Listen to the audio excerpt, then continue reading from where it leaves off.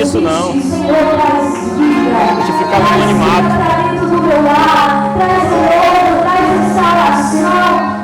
Presbítero ou diácono? Evangelista?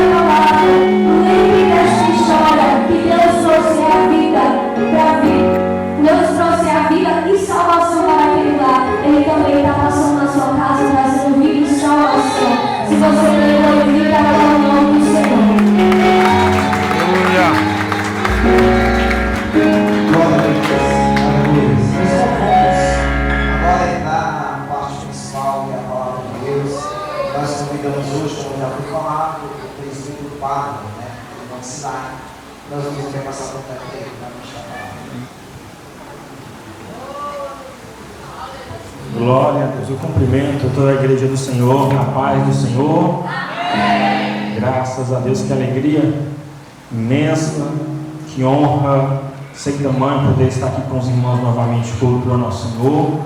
Maior ainda por poder compartilhar um pouco da palavra de Deus, daquilo que Deus tem colocado em nosso coração. De fato, o evangelista Jefferson e a irmã Gilterina já haviam nos convidado outros momentos para estar aqui no culto da família. Também a irmã Ângela, o pastor André também fizeram o convite, mas nunca houve oportunidade, porque nós também lideramos o Ministério da Família lá em Monte Sinai 1, e o culto, justamente nessa data, sempre aos segundos domingos. Então havia esse impedimento. Esse mês de julho houve uma pequena mudança, porque além de dirigirmos o Ministério da Família, minha esposa também lidera o Ministério Infantil. E esse mês de julho acontece a nossa EBF, como aconteceu aqui, até que foi essa semana que foi passando a EBF, eu acompanhei das redes sociais, além da festa que o Ministério Infantil local promoveu para as nossas crianças, como também nós pudemos ter a oportunidade de fazer lá no final de semana passado, na ocasião do sábado, domingo e na segunda. E por conta da EBF a gente mudou nesse mês de julho o culto da família lá em nossa congregação para o primeiro domingo, para a gente utilizar o espaço do culto da família e encaixar também a EBF. Então a gente fez o culto da família e a EBF no mesmo dia, que foi o domingo passado. Por conta disso, hoje, segundo domingo, lá em nossa congregação é o culto de missões. E aí houve esse espaço, nosso amigo prontamente nos convidou. A gente ficou meio receoso, porque hoje à noite a gente vai viajar. Por conta disso, a minha esposa não pôde vir, os irmãos e as irmãs sabem como é mulher, gosta de arrumar a mala, gosta de deixar a casa nos trinques para sair, e quando voltar ainda vai encontrar um pouquinho de poeira, mas pelo menos encontra as coisas nos lugares. Essa viagem é um pouquinho longa, vai demorar alguns dias, então ela ficou em casa para fazer esse apronte, mas ela manda um abraço para toda a igreja, a paz do Senhor. Da mesma forma, trago um abraço, a paz do Senhor do meu pastor Ricardo e toda a sua família. E muito me alegro em ver nesse culto abençoado, cada louvor, cada palavra, a gente vê realmente o trabalho precioso do Ministério da Família, preocupado com as lutas que a família passa e como Deus, Ele é fiel para cuidar da família, para sustentar e para abençoar. Então, diante do convite, pedindo ao Senhor falasse conosco, o Senhor me levou para o texto de Gênesis, capítulo de número 37, e no versículo 1, lá no relato da venda de José por seus irmãos. Assim escreveu o autor do Gênesis, obrigado meu amigo, no capítulo 37, a partir do versículo 1. Jacó habitou na terra das peregrinações de seu pai, na terra de Canaã.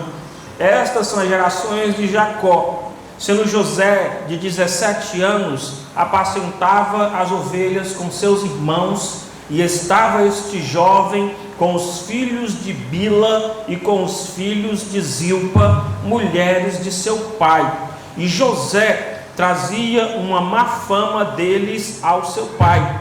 E Israel amava a José mais do que a todos os seus filhos, porque era o filho de sua velhice.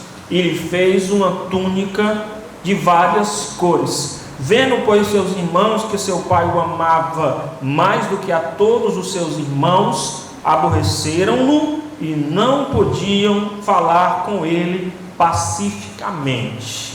Pai, no nome bondoso de Jesus, olhamos para a tua santa palavra, que é lâmpada para os nossos pés e luz para os nossos caminhos. Pedimos a ti, Deus, fala ao nosso coração, fala ao nosso entendimento. Vem trabalhar, ó grande oleiro, nesse vaso que precisa do teu cuidado. Somos o barro que nas tuas mãos quer ser moldado, quer ser transformado para atingir o padrão de excelência das tuas obras. Faz o mover na nossa vida, nas nossas famílias, e fala conosco, Espírito Santo. É o que nós te oramos e te agradecemos em nome de Jesus.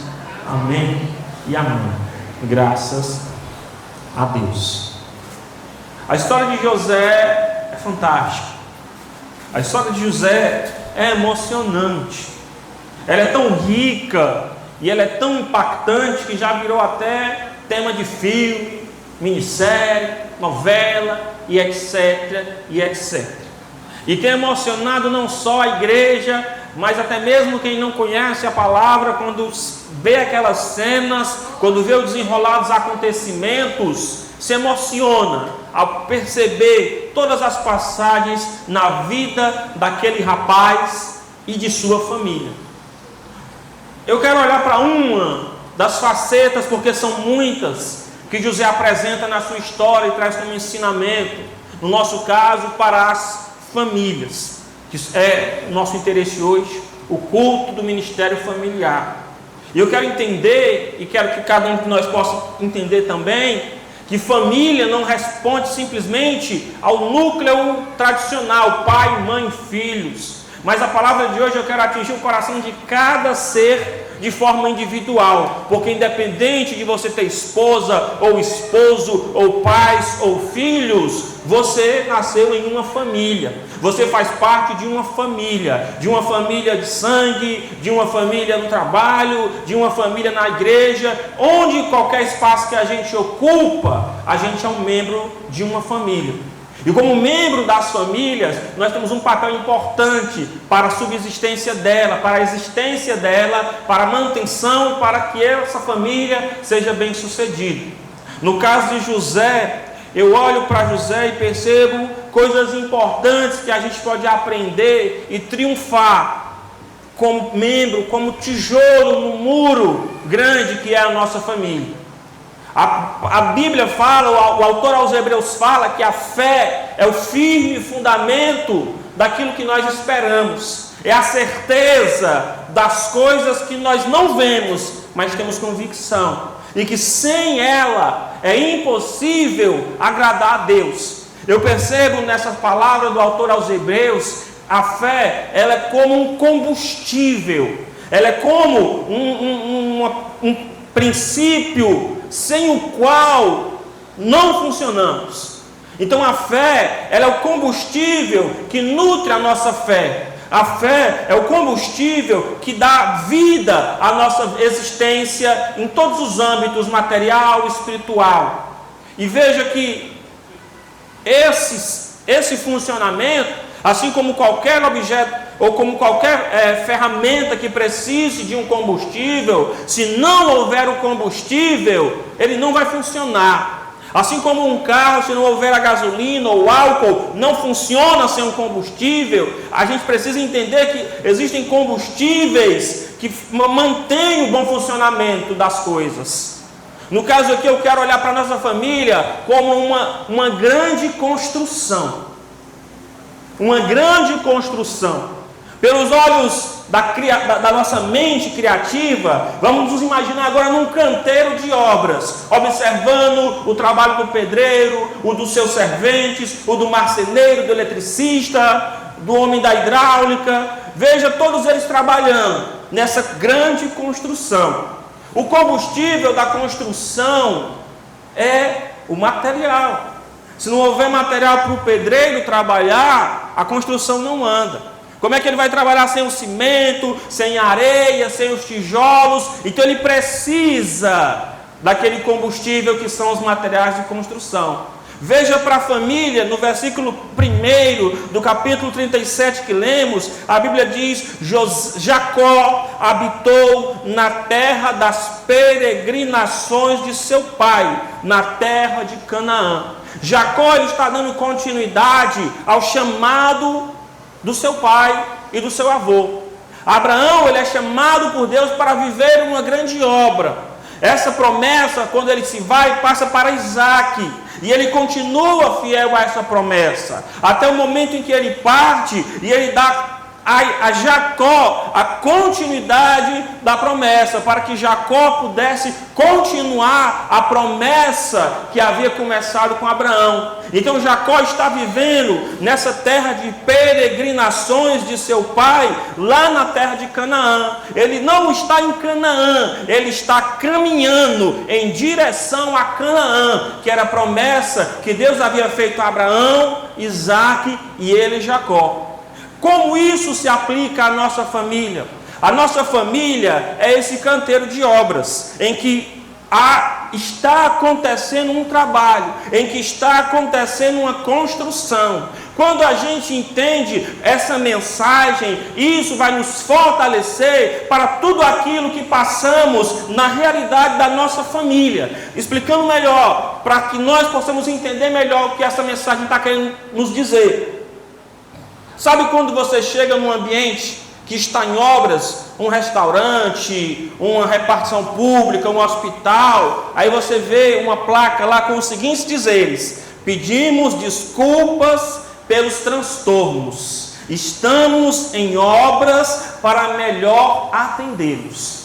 A gente já entende de pronto que estão fazendo ali uma obra, uma reforma para melhorar o espaço, para aumentar o espaço. Então a nossa família, a gente precisa entender que ela também está em obras. O que é estar em obras, irmão Miqueias? É que a nossa família, ela não está pronta, ela está sendo preparada para que um dia essa obra possa ser finalizada. Então, enquanto a obra não termina, a gente vai lidar com poeira, a gente vai lidar com sujeira, a gente vai lidar com barulho de martelo, de colher, a gente vai lidar com todas as coisas chatas que acontecem quando a gente está com a obra dentro de casa. Eu acho que você já experimentou isso. Você está dentro de casa e tem que fazer uma obra, tem que trocar um telhado, tem que aumentar um quarto, tem que trocar o piso, só que você não tem para onde ir. O que você faz? Você arruma as coisas no lugar e deixa o outro obra funcionando, mas ainda continua incomodando, porque aquele quebra-quebra vai sujar onde você não está ali com a sua família, vai causar um incômodo, vai causar um desconforto, mas você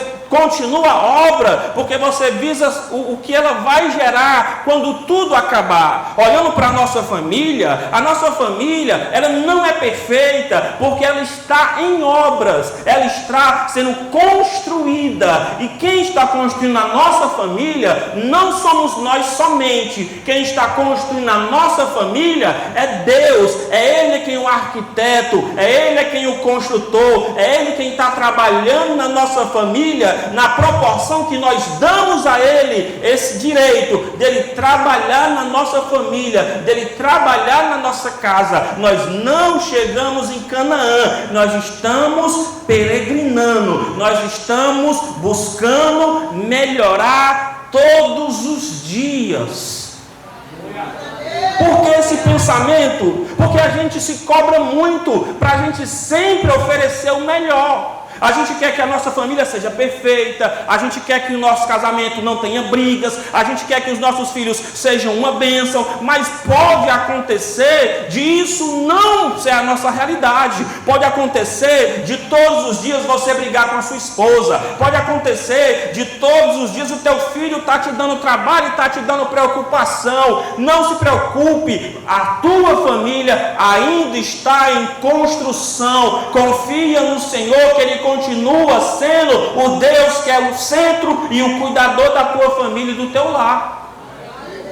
Que muitas das vezes as pessoas se entristecem, porque a gente olha lá a vida do irmão e vê tudo ali perfeitinho, e a gente se cobra porque a nossa família não é da mesma forma. Poxa, porque o meu filho não é regente dos jovens. Poxa, porque a minha criança não para ali no conjunto sentado com as outras. E a gente fica se cobrando sempre padrões muito altos. A gente fica criando grandes expectativas para a nossa família. E quando essas expectativas elas não são atendidas, a gente começa a achar que a nossa família é um fracasso, que a nossa família deu errado. Por quê? Porque a gente cria altas expectativas e são tão altas que a gente nunca vai conseguir atingir essas expectativas. Explicando melhor, eu quero te dizer que você deve ter altas expectativas para a sua família, que você deve sempre esperar o melhor da tua família, mas entenda, se essas expectativas não forem atingidas,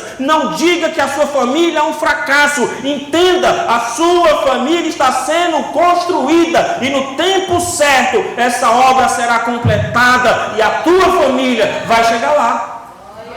Mas não fique se martirizando porque o seu marido não vem para a igreja. Não fique se martirizando porque a sua mulher não colabora no seu ministério. E entenda todas as coisas ruins que acontecem com a reforma, mas confie em Deus, confie no Senhor, que Ele segura na nossa mão e nos ajuda a passar pelo vale, pelo deserto e chegar do lado de lá cantar o hino da vitória.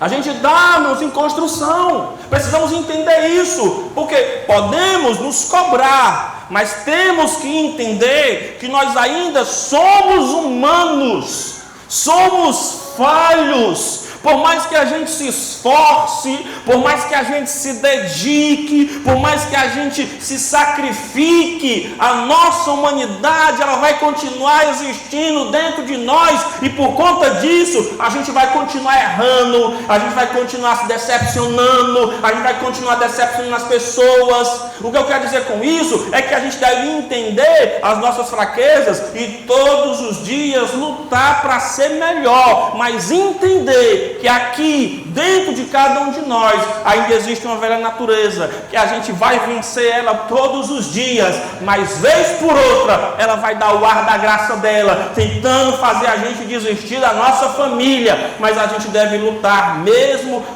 assim, nesses momentos de fraqueza, a gente deve continuar lutando pela nossa família, por aquilo que acreditamos ser o melhor para nós e para as pessoas que nós amamos. A minha família, a nossa família, ela está em construção. Tenhamos paciência e tenhamos confiança em Deus que vai dar certo. Veja só, hoje eu tive uma experiência, aliás, todos os dias, graças ao Senhor, mas hoje eu tive uma experiência que me alegrou, porque estou construindo com a ajuda do Senhor a minha família. Que é o meu casamento, que é a vida com a minha esposa, a vida com a minha filha. Estou preparando a minha filha para uma vida, para a vida dela, para que ela tenha uma vida boa, para que ela cresça, uma criança saudável, uma jovem abençoada, uma adulta que vai realizar os seus sonhos, seus projetos e ter sucesso. Então todos os dias eu me esforço para ajudá-la, passando aquilo que eu aprendi dos meus pais, passando os valores que eu aprendi na caminhada com Cristo. E aí hoje a gente foi ao supermercado e ela estava no caixa, ela pegou um batom. Pai, posso comprar um batom? Pode, filho, pode comprar. Ela chegou com o batom garoto, vocês sabem o tamanho do batom garoto, né? Menor que esse celular. E a gente entrou no carro, quando estava indo para casa, ela... Pronto, pai, agora eu vou quebrar aqui em 3 pedaços. É um para mim, um para a vovó e um para a titia. Aí eu disse: meu Deus, louvado seja o teu nome, a minha filha sabe o que é compartilhar. E eu glorifiquei o nome do Senhor, porque eu entendi que ela não está pronta, mas eu estou acertando ao passar os meus valores para ela.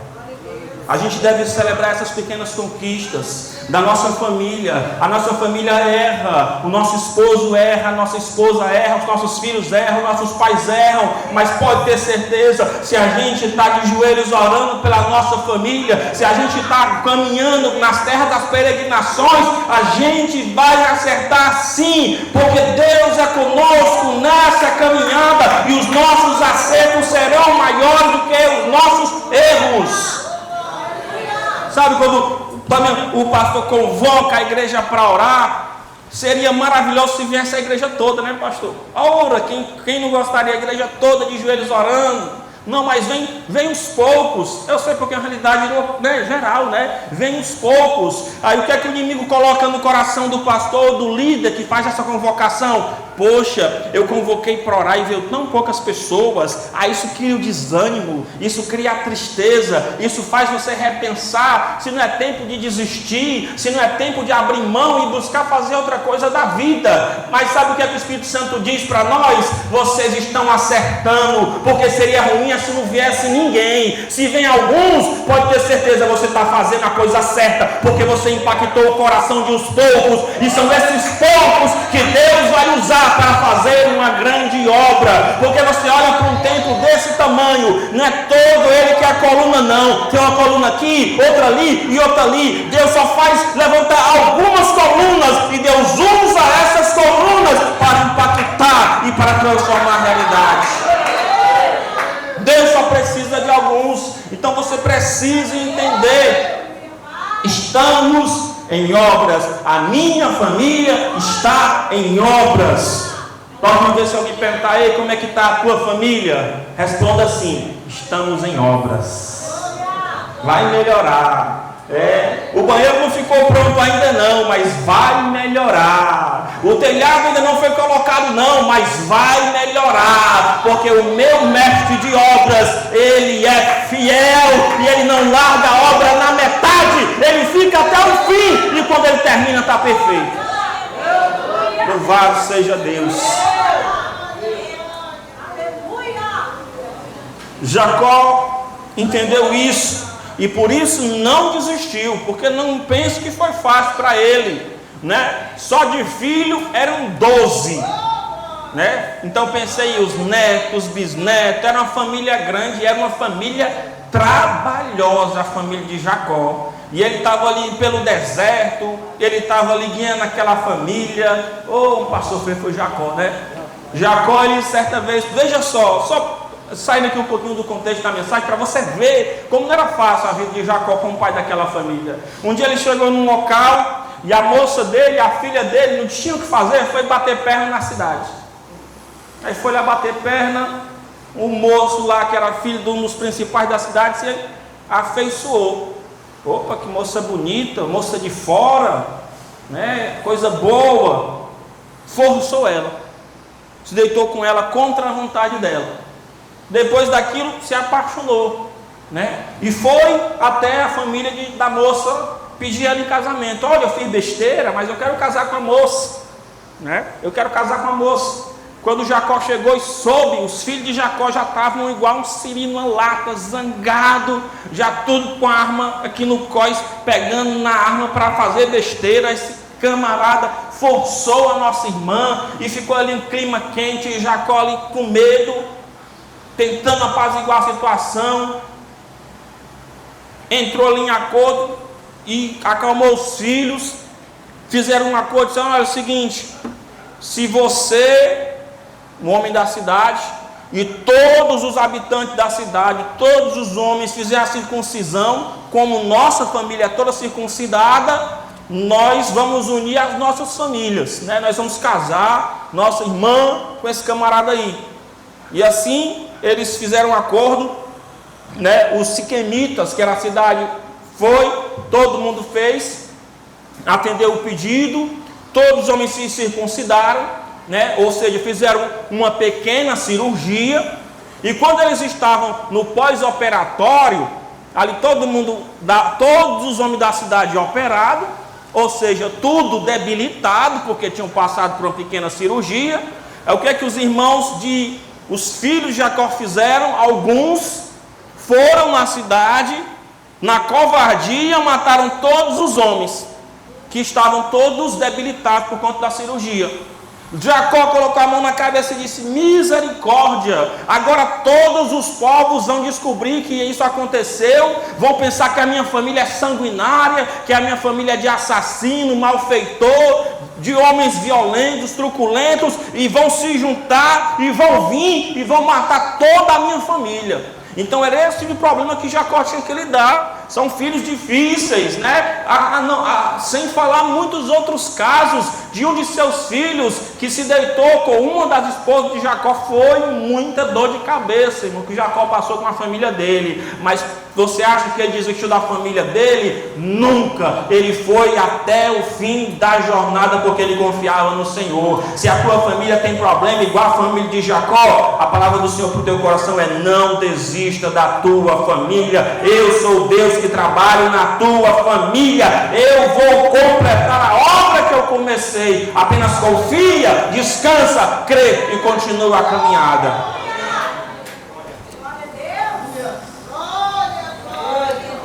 No versículo 2 diz assim: estas são as gerações de Jacó. Sendo José de apenas 17 anos, apacentava as ovelhas com seus irmãos. E estava este jovem com os filhos de Bila e com os filhos de Zilpa, mulheres de seu pai. E José trazia uma má fama deles a seu pai. José era jovem, tinha apenas 17 anos de idade. E ele tinha um ofício dentro da sua família. E ele acompanhava os filhos de Bila e de Zilpa no pastoreio das ovelhas. Ele apacentava. Só que ele tomava atitudes erradas. Na leitura, se você leu com atenção, você percebeu que quando ele apacentava o rebanho com os seus irmãos, ele trazia má fama dos irmãos para o pai. Ou seja, ele falava mal dos irmãos, né? Aqui eu não quero entrar no mérito do que os irmãos dele faziam, porque o texto não diz. Diz apenas que José trazia má fama dos irmãos para o pai. O que é que isso traz como ensinamento para nós? José era o famoso puxador de tapete dos outros. Ele puxava o tapete dos irmãos, os irmãos caíam porque tinham culpa no cartório, e ele ficava posando de bonitão diante do pai. Olha, meu filho, José é que é um menino bom. Enquanto os irmãos dele estão tudo fazendo coisa errada, José está aqui, em pé, direito. Então isso construiu um grande problema naquela família. Esse comportamento de José, de trazer má fama de seus irmãos para com seu pai. O princípio espiritual por trás dessa verdade, irmãos, é que ninguém vai crescer puxando o tapete de ninguém. Tem pessoas que não se preocupam em construir o seu talento. Eles preferem puxar o tapete do outro. Ele fala: fulano não sabe cantar, fulano não sabe pregar, fulano não sabe tocar. Você viu o erro na mensagem dele, aí fica puxando o tapete, porque ele não se preocupa em se preparar, em fazer melhor, em se esforçar para ser alguém com qualidades. Não, a preocupação dele é em puxar o tapete dos outros, porque ele não quer concorrência. Quem constrói a sua família baseada nesses princípios, nesses valores, perceba, vai dar errado, porque não se constrói família sobre falsos fundamentos, não se constrói família sobre alicerces sujos. Uma família vitoriosa, para ser construída, precisa de alicerce verdadeiro, de alicerce digno, para que aquela família venha a crescer. Se usar o alicerce errado, um dia a conta vai chegar. Lá no interior do meu pai foram construir uma capelinha lá, e o povo não entendia muito de construção, mas tinha muito boa vontade, né? Então, mesmo sem entender muito de construção, porque lá eles estão acostumados a fazer casa de taipa, né? Casa de taipa eles fazem assim, brincando, né? Eles têm muita prática, fazer mais de 50 anos fazendo casa de taipa. Só que a capela eles queriam fazer de tijolo, de alvenaria. E não se contentaram, ainda queriam forrar com PM. Aí lá foram, né? Fazer a construção. Levantaram parede, já estava bonita. Aí teve o dia de colocar a laje, né? E o dia de colocar a laje é tudo de uma vez, né? Coloca os PMs, aí vem com concreto, né?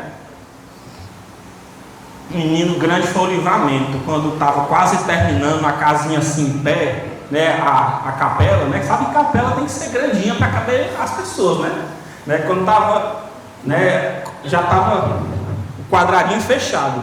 Menino, quando alguém se apavorou e gritou, começou, destroço. Era peso demais, a coluna não era ideal, o alicerce não era ideal, a bichinha caiu de uma vez assim, ó.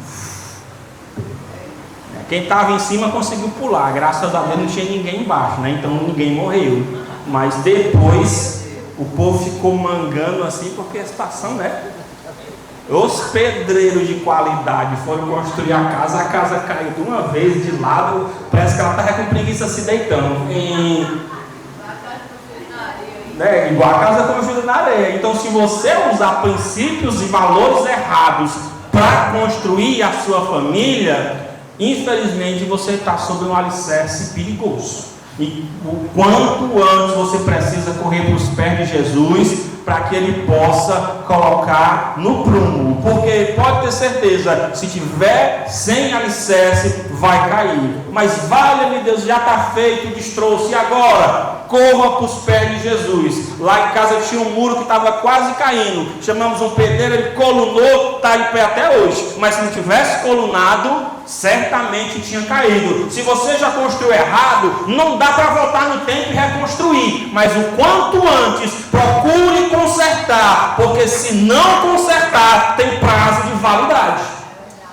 Agora, se correr para os pés do carpinteiro de Nazaré, pode ter certeza, ele é um projetista de primeira. Ele consegue colocar no lugar certo essa casa torta. Vai ficar um pouquinho torta, porque tem coisa que não dá para consertar 100%, né? Mas pode ter certeza, vai funcionar, porque ele é Deus. Então José, ele criou um problema para ele mesmo, quando ele construiu o nome dele, baseado no puxar o tapete dos irmãos. Os irmãos, né, não ficaram muito bem com ele depois que ele teve esse tipo de comportamento. Veja que no versículo 3, a palavra diz: Israel amava a José mais do que todos os seus filhos, porque era filho de sua velhice, e fez-lhe uma túnica de várias cores. Então Jacó tinha também essa preferência por José. Além do fato, né, de Jacó certamente ter caído ali no golpe de José, que trazia má fama, e isso trouxe, né, com certeza, boa fama, né, para ele perante o pai passou a ver ele com bons olhos, né? Por um tempo isso foi bom, só que ele pagou um preço alto, porque toda atitude errada gera consequência. E ele ficou bem por um tempo. Quando a gente faz besteira, a gente fica bem por um tempo, mas um dia a fatura chega, né? Não me quer, a fatura, o carteiro nunca erra, ele sempre entrega a fatura na casa certa. Então a conta chega.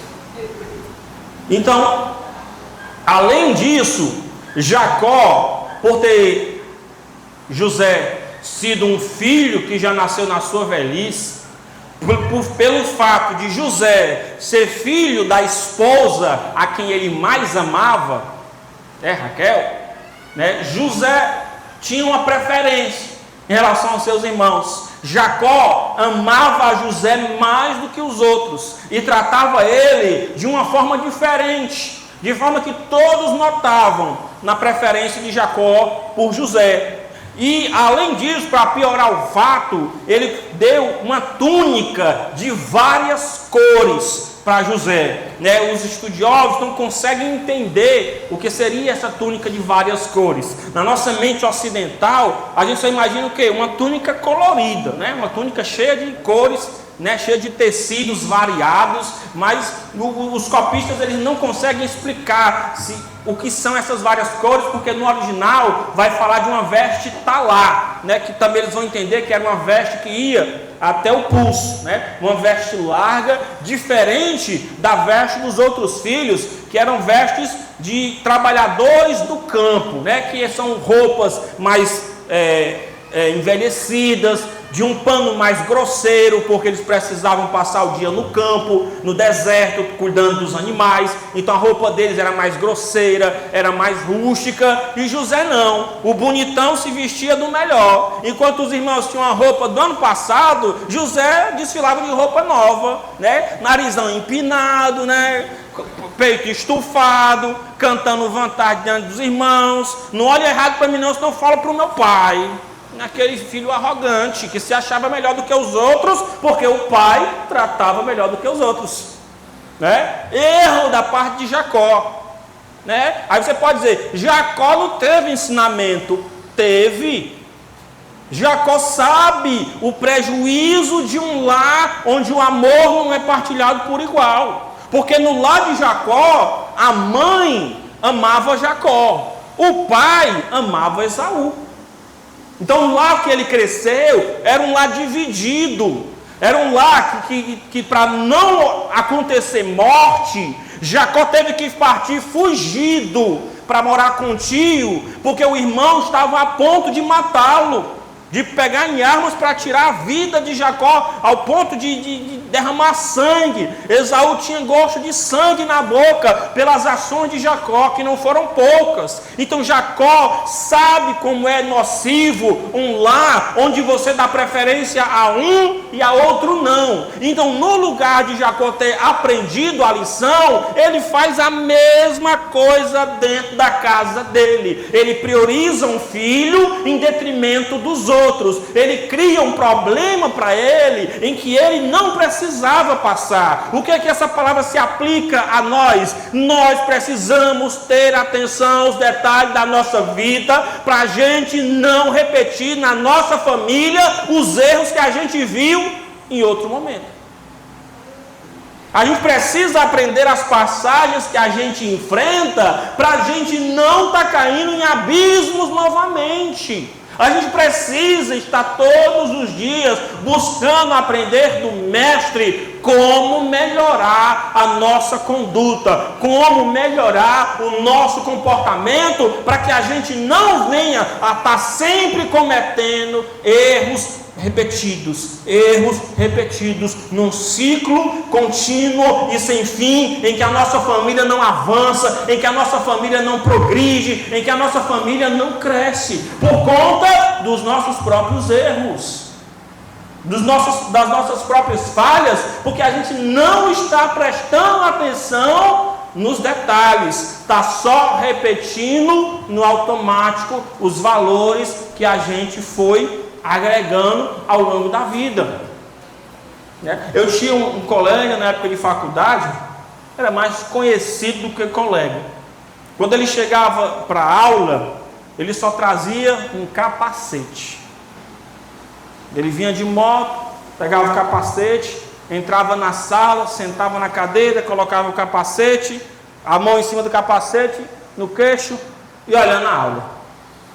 E a gente olhava aquele comportamento e pensava, esse rapaz é muito descompromissado, porque todos os outros colegas era caderno, era anotando, era perguntando, era correndo para escrever antes do professor apagar. Às vezes o professor apagava, a gente ficava com a mão na cabeça. Não tinha nem celular na época para bater foto e copiar depois, né? Era uma época mais anterior. E a gente, com esse comportamento de fazer isso, a gente sofria. Chegava no dia da prova, ralava para tirar um 3, 4, quando não era 0, estudando assim, pesado. Aí no dia de entregar as provas, né, o professor está aqui, as provas de volta, né? A gente, rapaz, expectativa lá em cima, eu suei tanto, eu estudei tanto, na hora que recebia, né, se tirasse um 5, a gente, eita, tiramos um 5, porque era complicado, então o nosso 5 valia por um 10, né? Os outros mais tiravam 4, 3, só que quando ele pegava a prova, o do capacete, era 8, 9, 10, a gente olhava e disse, cara, será que ele cola? Não, não colava, é porque ele era um gênio. Ele era um gênio. Só olhando, ele entendia a matéria. Chegava no dia da prova, ele já estava ali na fresco, tirava um 10. E a gente nem copiando, estudando com muito afinco, conseguia chegar ao nível dele. Porque ele era um gênio. Hoje ele está milionário, ele é dono de concessionária, né? Então, nem precisou do curso que a gente fez. Então, quando a gente não é um gênio, a gente precisa ralar para tirar um 5. Mas se não ralar, vai tirar um 0. Então a nossa vida deve ser da mesma forma. A gente não é um gênio, a gente precisa ralar para aprender com as lições que a vida nos dá, né? Se a gente está quebrando a cara no negócio, por que a gente vai continuar apostando naquele negócio? Vamos aprender a lição, vamos tentar outra coisa. Eu acredito que quando você tem um sonho, você pode, ao colocar um negócio, vir a naufragar, mas você acredita naquele sonho e continua lutando. Mas se você vai ter um momento em que você vai ter que entender se aquilo é ou não é a vontade de Deus para a sua vida. E se não for, você vai ter que ter a humildade de reconhecer isso e ir bater em outra porta. Mas a gente precisa aprender com as pancadas que a vida nos dá, para a gente não ficar dando murro em ponta de faca, né? nadando sem sair do lugar. Eu me comporto de uma forma e a minha vida não anda. Muda o comportamento para ver se a coisa muda. Não fica errando, porque se você continuar errando, é impossível ter resultados diferentes se os comportamentos são os mesmos. Jacó repetiu os erros de seus pais, e por isso o lar dele sofreu esse grande abalo, porque ele não aprendeu a lição. Que a gente não sofra como Jacó para aprender as lições da vida.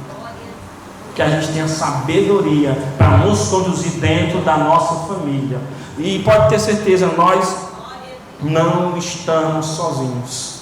Porque se aquilo que eu falo pode parecer tão difícil nos seus ouvidos, você tem um professor paciente que é o Espírito Santo, que ele vai repetir a lição, que ele vai ver você errar ao tentar, mas ele vai te encorajar a continuar, e você vai, com a ajuda dele, atingir o padrão de Deus para a sua família. Mas entenda, não é do dia para a noite, leva tempo, porque toda construção que demanda qualidade leva tempo, não é do dia para a noite. Mas se você confiar em Deus, descansar em seus braços, em suas promessas, você vai alcançar o resultado. Mas tenha disposição para aprender com o Senhor, para não naufragar nos erros. Vendo, pois, seus irmãos que seu pai o amava mais do que a todos os seus irmãos, aborreceram-no e não podiam falar mais com ele pacificamente. Criou uma situação insustentável por conta dos erros de alguns. E o resultado a gente conhece. Eles chegaram ao ponto de pensar em matar José. Não aconteceu, mas eles venderam José como escravo. José teve uma vida muito difícil a partir daquele momento, até que um dia ele viesse a se converter de fato e se tornasse uma peça importante para a sua família. Você é uma peça importantíssima para a sua família. Não espere na mãe, não espere no pai, não espere no filho, no avô. Olhe para você. Compreenda o valor que você tem dentro da sua família.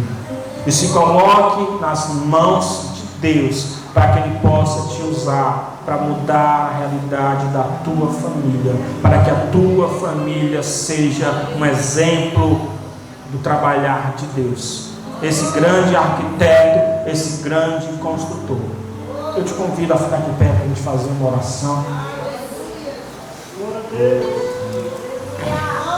Se você gostaria de uma oração mais específica, gostaria de vir à frente apresentar a sua família, sem constrangimento, você é convidado a vir aqui para a gente orar por você, para a gente apresentar a sua família, para a gente apresentar o seu lar, para a gente apresentar os seus sonhos.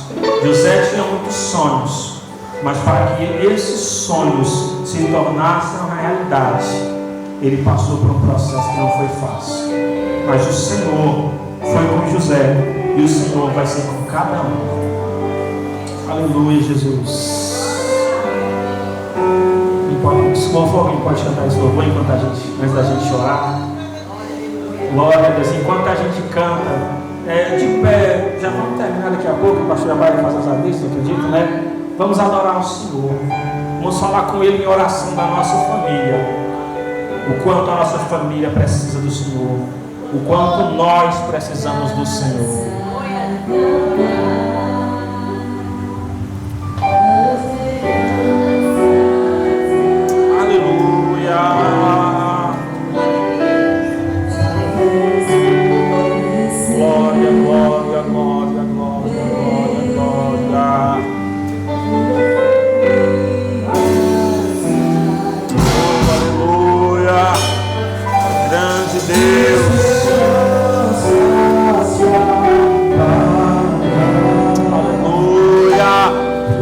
Trabalhe em nossa família, Deus.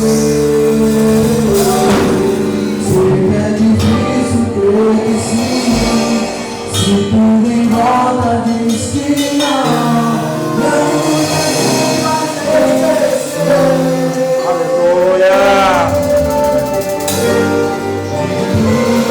Deus prometeu que sobre a tua direção ao mesmo